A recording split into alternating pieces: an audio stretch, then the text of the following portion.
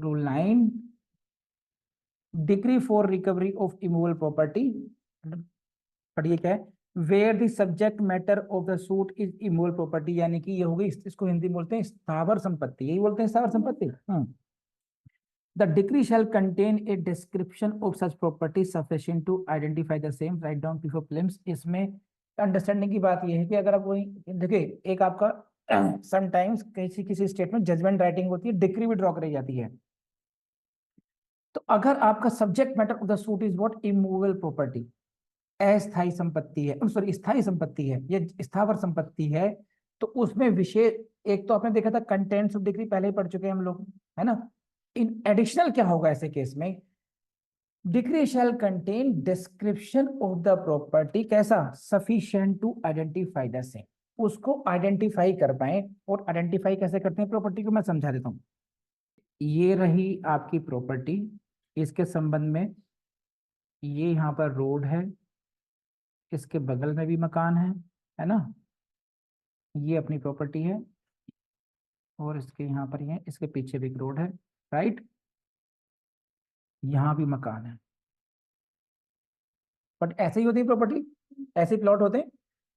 तो वो ये बताएंगे यहाँ पर कि इतने फीट की रोड है, पीछे आगे पीछे कैसी रोड है, साइड में क्या है, यहाँ पर क्या है, ये बाउंड्रीज पूरी की पूरी अच्छे तरीके से नॉर्थ ईस्ट वेस्ट साउथ चारों डायरेक्शन में क्या क्या लोकेशन है, इसके इसमें क्या क्या है, प्रॉपर नंबर क्या है, सो दैट कहीं कोई कंफ्यूजन ना हो। कहीं ऐसा ना हो डिक्री थी समता के घर के बारे में और देवांश के प्रॉपर्टी रिकवर कर लीजिए। तो इट में हैपन, कहाँ कब हैपन हो सकता है, देखिए अभी मान लीजिए कि कोई ऐसी प्रॉपर्टी जहां पर अभी प्लॉट प्लॉट की कटिंग हुई है, वो सब लैंड ऐसी पड़े हुए हैं, अभी किसी की बाउंड्री है, किसी की बाउंड्री नहीं भी है, समटाइम्स इट में हैपन। तो इमूवेबल प्रॉपर्टी केस में identification of immovable property is very important. तो उतना आपको डिस्क्रिप्शन देना पड़ेगा, इतना ही आपको ध्यान रखना है, बस कर लेंगे आप लोग। Decree shall contain what, such description, कैसा डिस्क्रिप्शन, सफिशिएंट, पर्याप्त हो, किसके लिए, आइडेंटिटी ऑफ द सेम, उसकी आइडेंटिटी कर पाए अभी।